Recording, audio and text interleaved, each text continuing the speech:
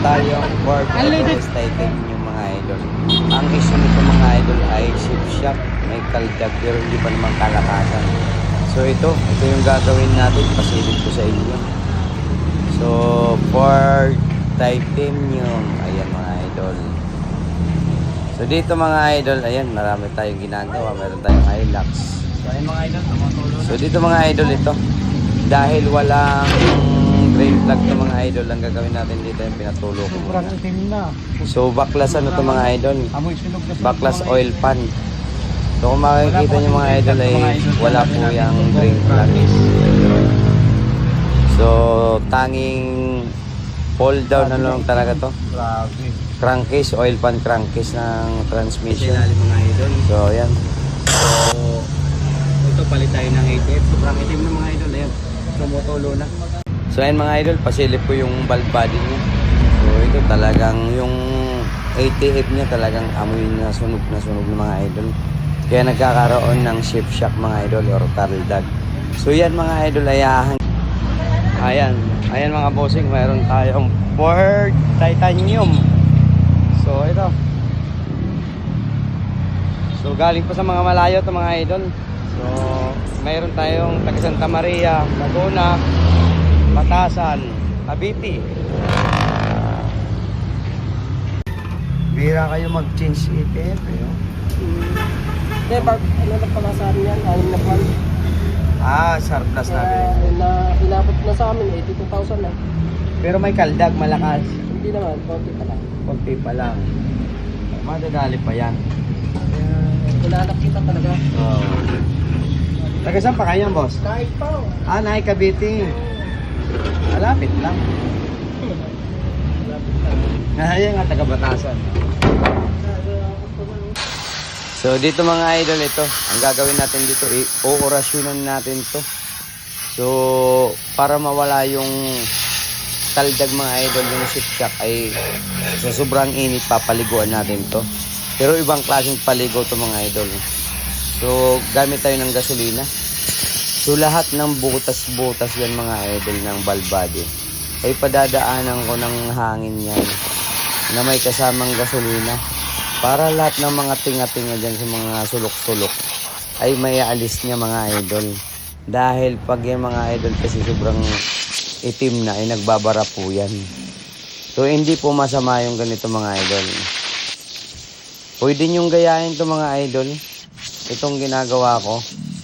Putok na putok to mga idol. Gawa lang talaga namang nawawala yung shift shock or kaldag sa ginagawa natin. Ibang klase yung pagdadialysis natin mga idol. So ayan, kung yung iba ay nagdadialysis na engage, hindi nyo nakikita yung laman loob. So ito manood kayo. Mapupulutan nyo ito ng aral mga idol. Matutuwa pa kayo 100%. So dito kita nyo naman pagkatapos nating hanginan, pinugasan ulit natin ng gasolina. Dahil may kaldag nga kailangan ng orasyon, bendisyon, ayan. So sa pamamagitan nito mga idol, mawawala to na mga idol. So ito naman yung oil pan niya, magnet. Nilinis ko na rin dahil sobrang alibaba na. So gamit tayo ng Mercon, yun, L5. So 8 L5 mga idol at sabay tayo palit ng transmission filter. Aywan ko ba kung hindi pa mawala yung kaldag nito. Ayan, sobrang dumi na. So dito mga idol, ayan, pakita ko sa inyo yung valve body nilinis natin. So lahat ng sulok-sulok ay ginawa natin ng condition, orasyon. So ayun mga bossing, So nakakabit na yung oil pan na kompleto na. Nakakabit na natin yung filter na linis na. So dito magsasalin tayo. Tuturo ko sa inyo na salinan ng ATF. So ayan po, ayan. So dito mga idol, meron naman itong salinan ng ATF. Nandito nga lang sa tagiliran ng ilalim ng transmission. So dito may dipstick na rin yung mga idol. So baka hindi nyo pa nalalaman kung saan ang salinan ng ATF pag kayo magsasalin. So ayan, kasama dipstick. So dito mga idol ay ito, lagay na tayo ng ATF dahil kinulang. So ayan mga idol. So ibig sabihin tapos na tayo sa mga ganito mga idol. Halos ngayong araw mga idol ay naka-anim ako ngayong araw, puro transmission automatic. Yung problema ay talagang may kaldag, tapos yung iba naman sobrang itim na talaga ng mga ATF. Hindi ko na nakuhanan mga idol, pero ayun, dami tayong ginawa mga bandang hapon ito, mga kaunan to kanina mga idol. Talagang so dito mga idol, ayun, start na tayo. So start tayo, i-reveal na natin mga idol. So dito i-reveal na natin yung level ng ATF. So ayan mga idol, okay na. Sumubra ng konting-konti, nakatagilid lang po mga idol ng sakyan. So dito mga idol, ayan. So pagkatapos natin sukatin, barahan na natin. Huwag nyo kalimutan, huwag ikitan o ilagay yan. Gawa ng papasukan ng dumi ng mga idol. Ayan.